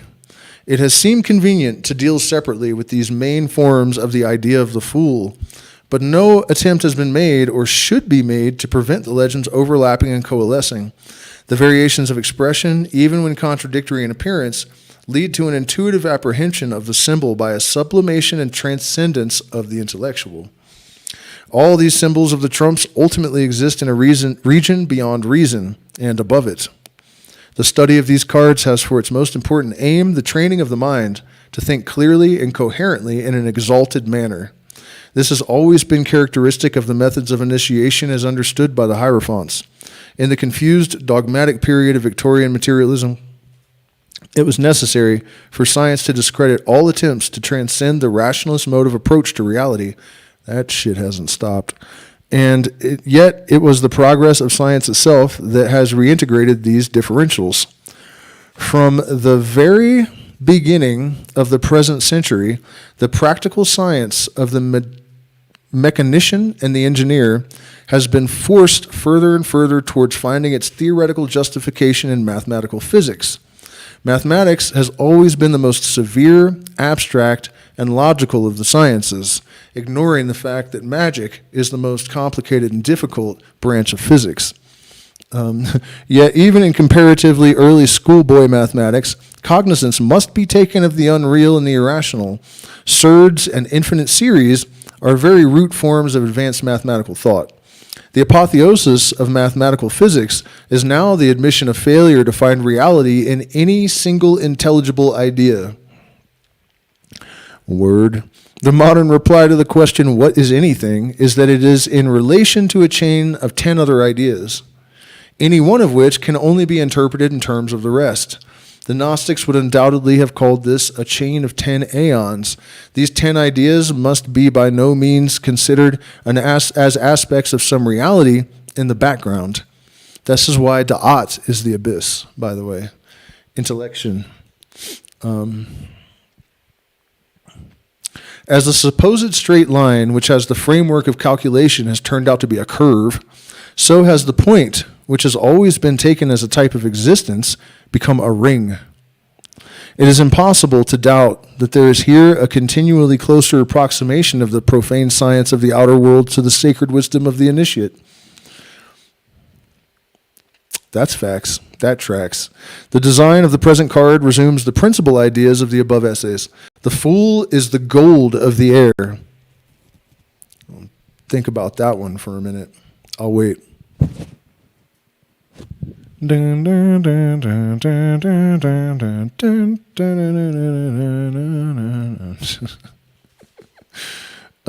has the horns of Dionysus Zagreus, and between them is the phallic cone of white light, representing the influence of the crown, Keter. See the position of the path of Aleph on the tree of life. He has the horns of Dionysus Zagreus, and between them is the phallic cone of white light, representing the influence from the crown upon him. He is shown against the background of air, dawning from space, and his attitude is that of one bursting unexpectedly upon the world. We're talking about the design on the card now. He is clad in green according to the tradition of spring, but his shoes are of the phallic gold of the sun. In his right hand he bears the wand, tipped with a pyramid of white, of the All-Father. In his left hand he bears the flaming pine cone, of similar significance, but more definitely indicating vegetable growth, and from his left shoulder hangs a bunch of purple grapes. If I'd known he was going into this description, I would have put the image on the damn thing. So let's just do that right now, actually, because I have technological capabilities, and I'm hoping that within like 6 months, I'll be able to be like, yo, chat GTP, pull up, like, it'll be like Rogan and his bitch, what's the guy's name? Jamie. And I'm not being mean to Jamie, dude. People say that Rogan is abusive to that guy. So that's the story, that he actually is, like, he'll do it on camera too. And some comedian called him out. It's like, this guy's fucking abusing Jamie, dude. So, all right, let's get into this image. The fool.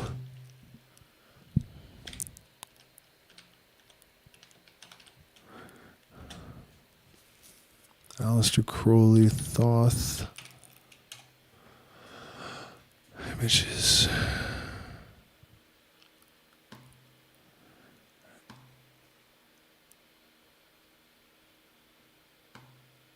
Oh, that's as big as it'll let me make it, you dickhead. Because that's the, all right, so there it is. The guy doing the thing. So the design of the present card resumes the principal ideas of the above essays. The fool is the gold of air. He has horns of Dionysus. Between them is a phallic cone of white light representing the influence of the crown upon him. He is shown against the background of air, dawning from space, and his attitude is that of one bursting unexpectedly upon the world. Riggy-da-row. He is clad in green according to the tradition of spring, but his shoes are of the phallic gold of the sun. I didn't know that gold was phallic. In his right hand, he bears a wand tipped with the pyramid of white of the All-Father. Can't really see the wand so much. In his left hand, he bears a flaming pine cone of similar significance. Damn, almost as if he knew the connection between a pine cone and the pineal gland. I guess he probably did. He was a smart guy. But more definitely indicating vegetable growth. And from his left shoulder hangs a bunch of purple grapes. Grapes represent fertility, sweetness, and the basis of ecstasy. This ecstasy is shown by the stem of the grapes developing into rainbow-hued spirals. The form of the universe. This suggests the threefold veil of negative manifesting by his intervention in divided light. By his intervention in divided light. Upon this spiral whirl are other attributions of Godhead. The vulture of Maut, the dove of Venus, which is also Isis or Mary, and the ivy sacred to his devotees. There is also the butterfly of many-colored air and the winged globe with its twin serpents, a symbol which is echoed and fortified by the twin infants embracing on the middle spiral. There's a lot of stuff going on in this picture. Above them hangs the benediction of 3 flowers in one. Fawning upon him is the tiger, and beneath his feet in the Nile, with its lotus stems, crouches the crocodile. Resuming all his many forms and many-colored images in the center of the figure, the focus of the microcosm is the radiant sun. The whole picture is the glyph of creative light. And so, I'm tempted to do the juggler, who is also the magician as well, because it's only a few pages long. Let me take a second to check in with the chat and see if there's a sufficient audience to justify continuing. Let me look at my PayPal and Patreon and see if you guys are fired or not, real quick. No, I'm just kidding about that. But you should pay me. If you want me to come back tomorrow night. Can you give me some marriage advice, please, sir? What do you mean? I mean, I just split up with my partner, but I'll try, if I can help you. Yeah, you're going to have to be more specific. I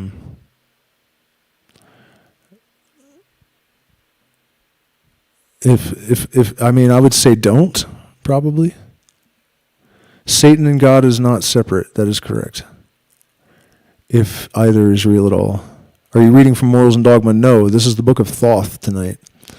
In between reading some of his books lately, as I've been wondering why the mainstream portrayal of the man as some type of evil Illuminati Masonic related dude, must be some truth there. Of course there's some truth there.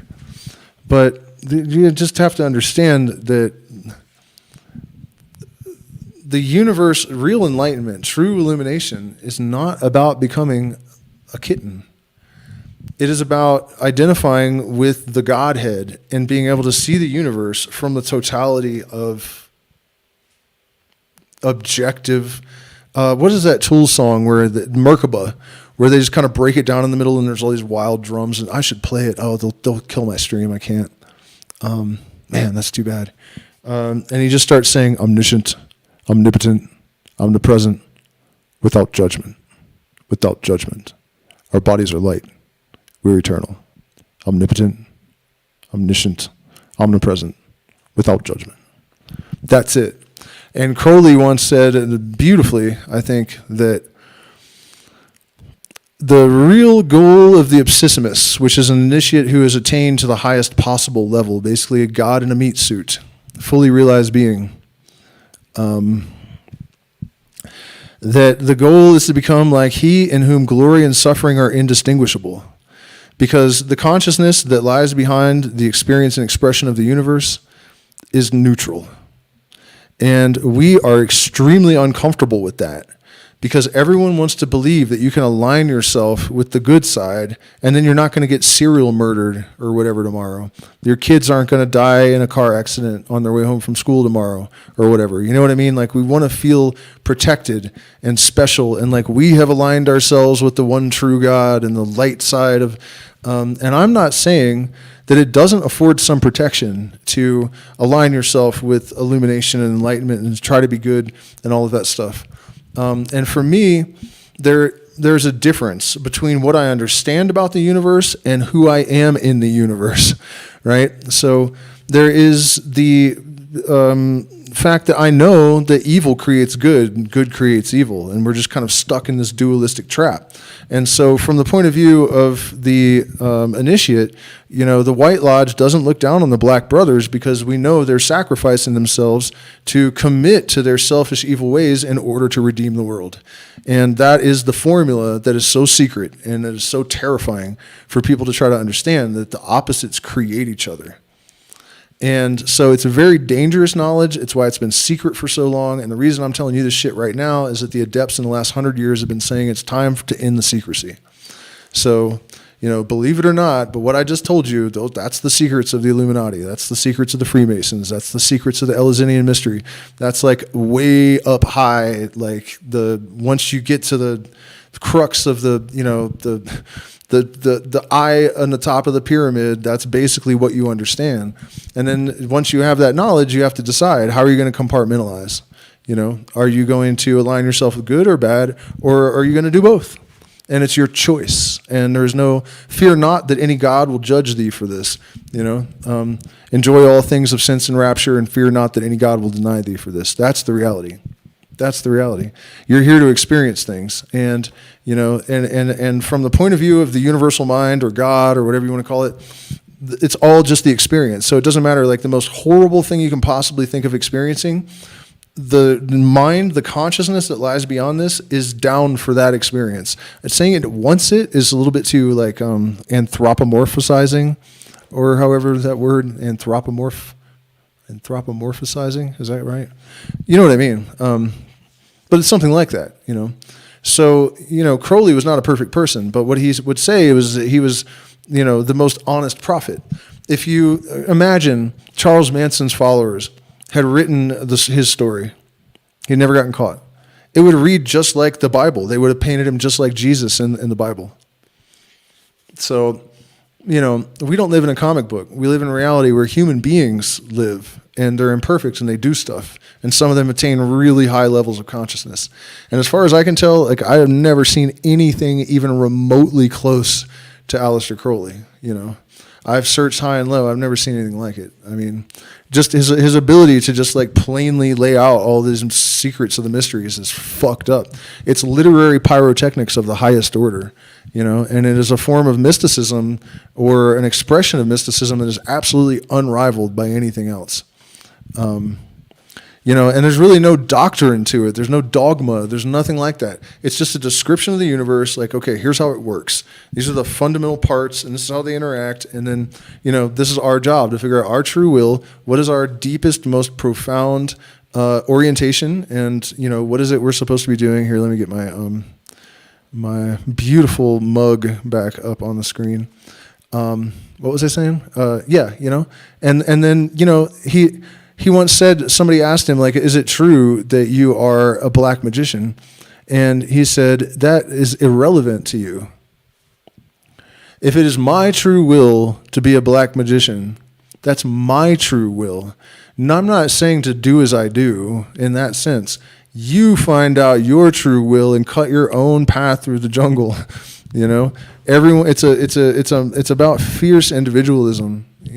And realizing the sovereignty of the individual will, but also the obligation that comes with that.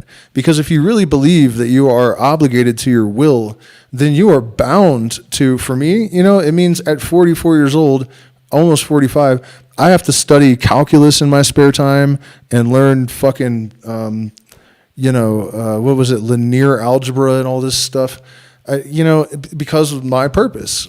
I am bound to all of this tedious work for the rest of my life until I die, and also to do live streams and stuff and play music. And, there's all these different ways that I can express that fundamental purpose. But I'm absolutely bound to it, and it dictates my behavior in every moment. So it's a crazy thing, because people think like, okay, so do as thou wilt shall be the whole of the law. They forget the second part, love is a law, love under will, right? So there is that sort of be nice kind of undertone to it, right?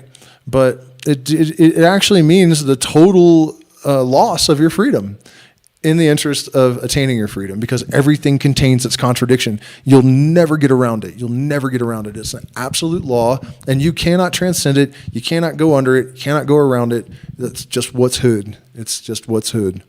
And that's that, because if you absolutely commit to your true will, and every breath, every thought, every deed, everything you do is constrained to this purpose, your freedom is gone.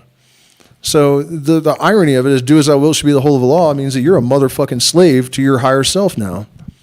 So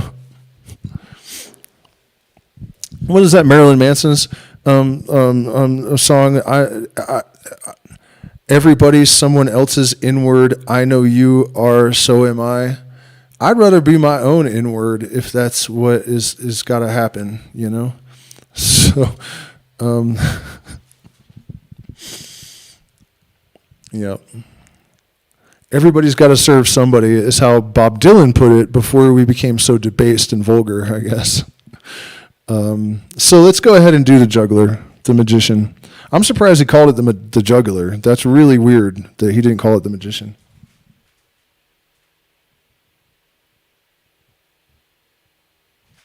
Yeah, well, the irony too, though, is that Liber 15, the Gnostic Mass, there's no part of me that's not of the gods. He also said there is no God where I am. So this card is referred to the letter Beth, which means a house, and is attributed to the planet Mercury. The ideas connected with this symbol are so complex and so multifarious that it seems better to attach to this general description certain documents which bear upon different aspects of this card. The whole will then form an adequate basis for the full interpretation of the card through study, meditation, and use.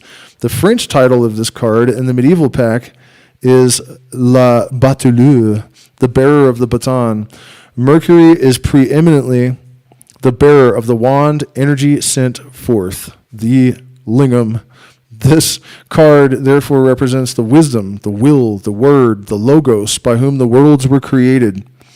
It represents the will. In brief, he is the Son, the manifestation in act of the idea of the Father.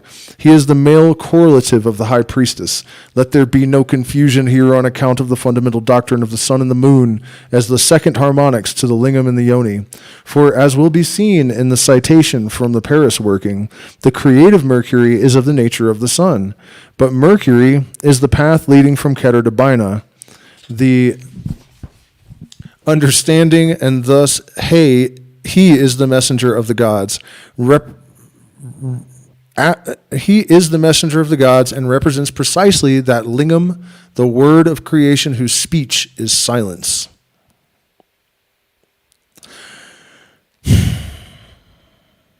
So Mercury being of the nature of the sun. Let's talk about this one just a little bit. I talk about this all the time, I know, but it's such a great example of this sort of universal mind manifestation.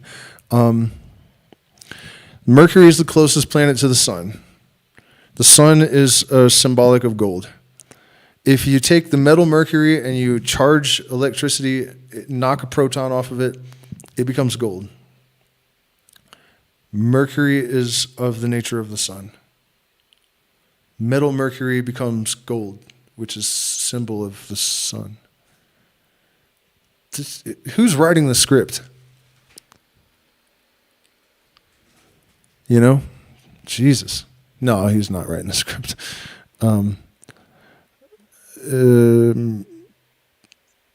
Mercury, however, represents action in all forms and phases. He is the fluidic basis of all transmission of activity. And on the dynamic theory of the universe, he is himself the substance thereof. He is, in the language of modern physics, that electric charge,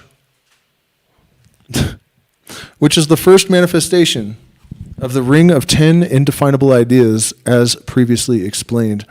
He is thus continuous creation. Logically also, being the word, he is the law of reason or of necessity or chance, which is the secret meaning of the word, which is the essence of the word and the condition of its utterance.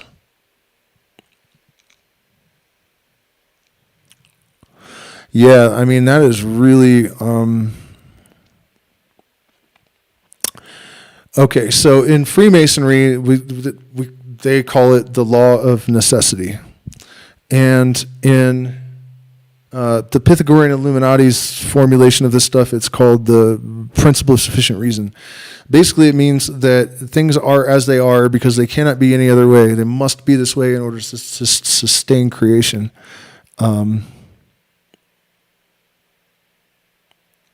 On the dynamic theory of the universe, he is himself the substance thereof. In the language of modern physics, the electric charge, which is the first manifestation of the ring of the 10 indefinable ideas, as previously explained, he is the continuous creation. Logically, also being the word, he is the law of reason or of necessity or chance, which is the secret meaning of the word, which is the essence of the word, and the condition of its utterance. This being so, and especially because he is duality, he represents both truth and falsehood, wisdom and folly. Being the unexpected unexpected, he unsettles any established idea and therefore appears tricky. He has no conscience, being creative. If he cannot attain his ends by fair means, he does it by foul. The legends of the useful Mercury are therefore legends of cunning. He cannot be understood because he is the unconscious will. His position on the tree of life shows the third Sephirah, Bina, understanding, as not yet formulated, yet less the false Sephirah, Da'at, knowledge. From the above, it will appear that this card is the second emanation from the crown, and therefore, in a sense, the adult form of the first emanation, the Fool, whose letter is Aleph, the unity. These ideas are so subtle and so tenuous on these exalted planes of thought that definition is impossible. It is not even desirable, because it is the nature of these ideas to flow one into the other and out of each other. One cannot do more than say that any hieroglyph represents a slight insistence upon some particular form of pantomorphous idea. In this card, the emphasis is upon the creative and dualistic character of the path of Beth. In the traditional card, the disguise is that of a jugular. This representation of a juggalo is one of the crudest and least satisfactory in the medieval pack. He is usually represented with a headdress shaped like the sign of infinity in mathematics. This is shown in detail in the card called the Two of Discs. He bears a wand with a knob at each end, which was probably connected with the dual polarity or electricity, but it is also the hollow wand of Prometheus that brings down fire from heaven. And do not forget to be like a hollow tube and bring down fire from heaven. The main interference pattern that will prevent you from doing that is fear. And so you're welcome for that. And he's usually represented with a headdress and fire in his head and shit. On a table of altar behind which he is standing are the three other elemental weapons. With the wand, he createth he. With the cup, preserveth he. With the dagger, destroyeth he. With the coin, redeemeth he. The present card has been designed principally upon the Greco-Egyptian tradition, for the understanding of this idea was certainly further advanced when these philosophies modified each other than elsewhere at any time. The Hindu conception of Mercury, Hanuman, the monkey god, is abominably degraded. None of the higher aspects of the symbol are found in his cult. The aim of his adepts seems principally to have been the production of a temporary incarnation of the god by sending the women of the tribe every year into the jungle. Nor do we find any legend of any depth or spirituality. Hanuman is certainly little more than the ape of Thoth. The principal characteristic of Tahuti, or Thoth, the Egyptian Mercury, is firstly that he has the head of an ibis. The ibis is the symbol of concentration because it was supposed that this bird stood continuously upon one leg, motionless. And what's weird is that not all of you have hit the like button. Not all of you have joined my Patreon. Not all of you have done all these things that I am telling you to do. Go and do them. Go and do them. It is my will that they should be done. And so what was weird, though, earlier when I was making my thumbnail for this, I kept telling the AI to make the fool, but it kept putting an ibis head on him. And I was like, what? Why are you? And then I realized that you know, like it's sort of just aligning with where I'm at now. You know, I think is more magi than fool, I hope. That whole thing of like creating and destroying everything was just bullshit, man. It was the worst. That phase, I hope, is completely and totally over. I mean, within a certain context, it can never be totally over. The principal characteristic of Tahuti or Thoth, the Egyptian Mercury, is firstly that he has the head of an ibis. The ibis is a symbol of concentration. This is how you don't fuck around and blow everything up that you've created. Because it was supposed that this bird stood continuously upon one leg, motionless. This is quite evidently a symbol of the meditative spirit. There may also have been some reference to the central mystery of the Aeon of Isis, the secret guarded so carefully from the profane that the intervention of the male was necessary to the production of children.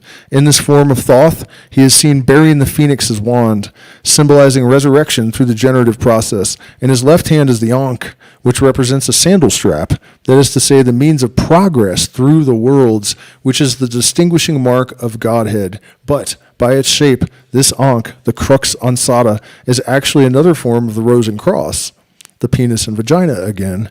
And this fact is perhaps not quite such an accident as modern Egyptologists preoccupied with their attempted refutation of the phallic school of archaeology would have supposed.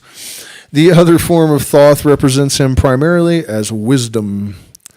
And the word, he bears in his right hand the style, and in his left the papyrus. He is the messenger of the gods. He transmits their will by hieroglyphs intelligible to the initiate and records their acts. But it was seen from very early times that the use of speech or writing meant the introduction of ambiguity at the best and falsehood at the worst.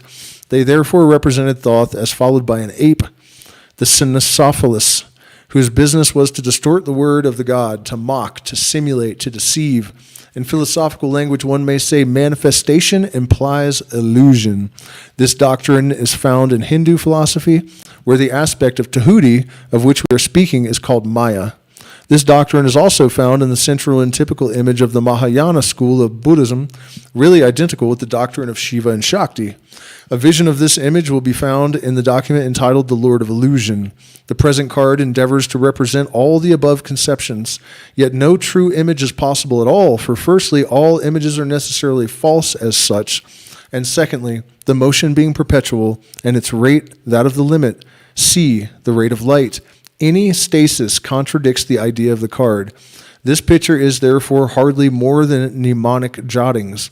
Many of the ideas expressed in the design are well expounded in the extracts of the Paris working. And that's it. That's all he wrote about the card, the magician. That's it. That's all. So how long did this go?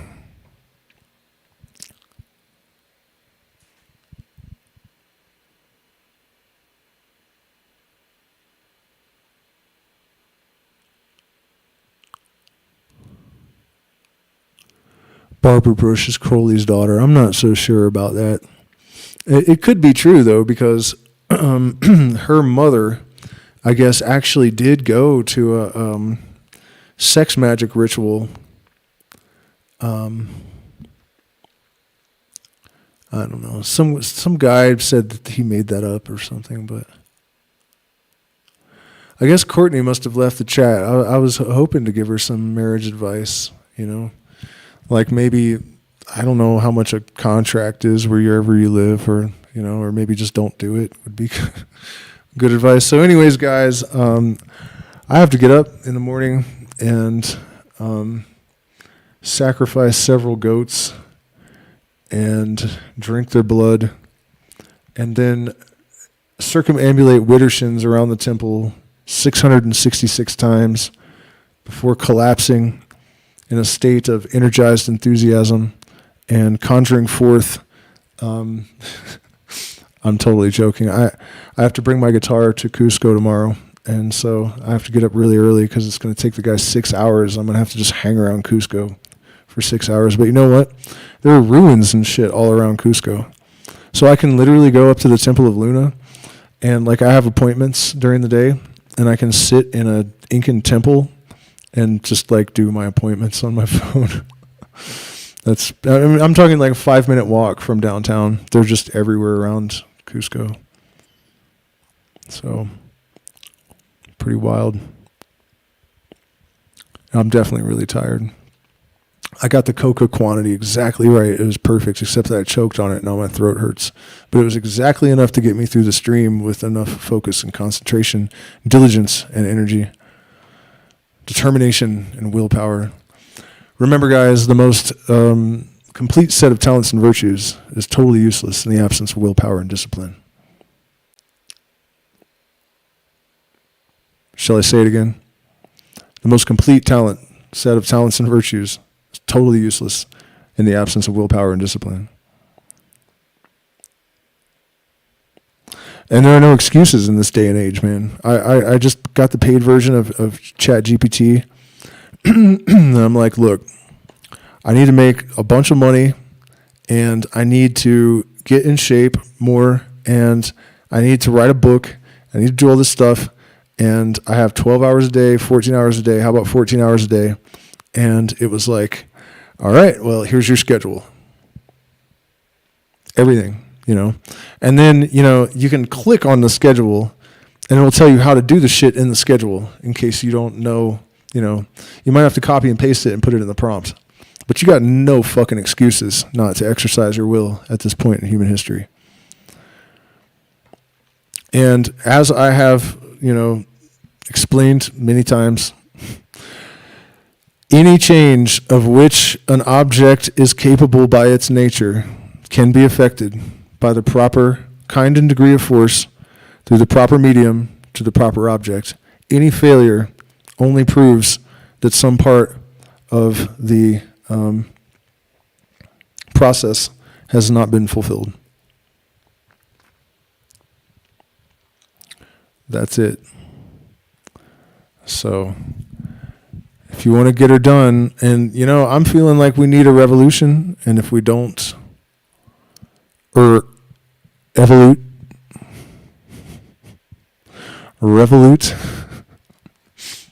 we're gonna fucking die, or worse.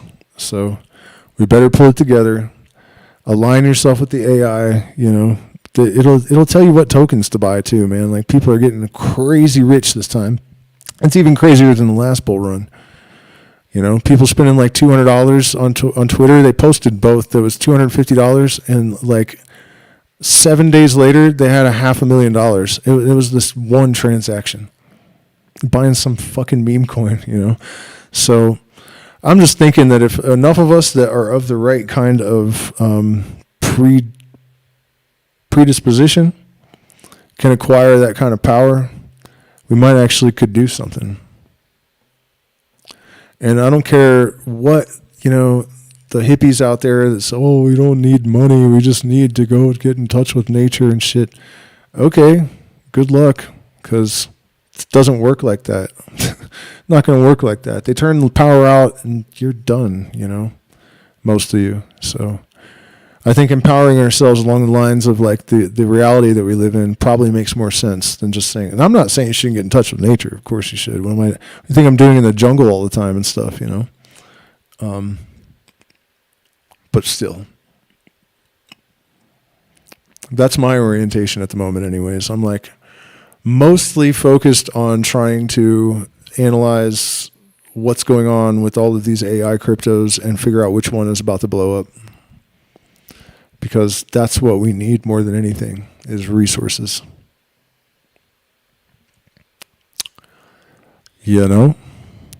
Some of the rules of this world are dictated to us and not by us. And one of those is that money is power and power is money.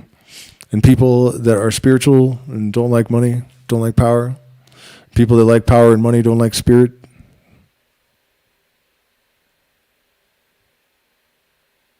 It's not going well. It's not going well. We need to change the formula. So, thank you guys so much for spending this time with me. Please hit the like button, share, subscribe, and join my don't join my PayPal. Pay me millions of dollars. So you can actually email me Lamborghinis. I can 3D print them, and they won't drive, but I can put them in the front yard on cinder blocks and confuse the shit out of people like some white trash billionaire. Good night, guys. Thank you so much for spending this time with me. I hope it was of profound benefit, and I will be back on Wednesday with some music for us.